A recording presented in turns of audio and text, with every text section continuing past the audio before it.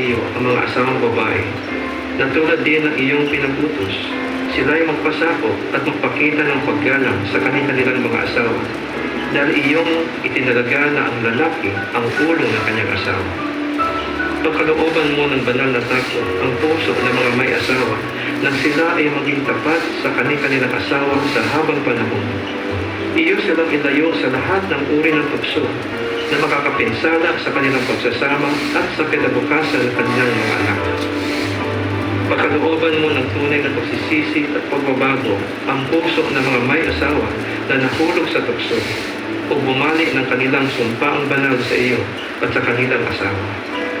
Panginoon, aming ipinapadalangin din ang aming mga anak na sila ay iyong protektahan, iligtas sa kapahamakan, pinsala at karamdaman. Pagkalooban ninyo sila ng banal na takot sa iyo at kakumbabaan upang kanilang igalang ang kanilang mga magulang at dinggin ang aral ng kanilang ama at ina na sila ay mamuhay na matagal na may karunungan at kasaganahan. Iyong pagtibayin ang loob ng aming mga kabataan, O Diyos, na sila ay umiwas sa masasamang hilig at mga tukso ng kanilang henerasyon. Sa halip ay pagsikapan nilang maging matuwid, makatarungan, tapat, mapagmahal at mapayapa, magkaroon ng pusong malinis at marunong tumawag sa Panginoon.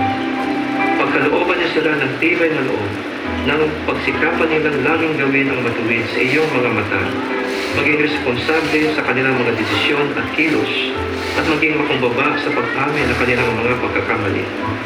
Iyo silang turuang magtiwala sa iyo sa lahat ng oras at magtiyaga sa kanilang mga pagsisikap at maging matatag kapag nakaharap ang kabiguan.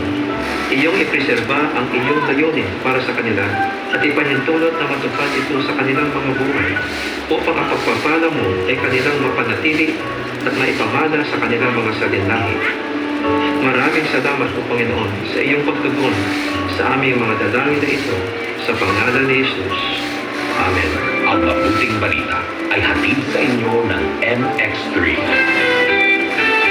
Barangay LS 97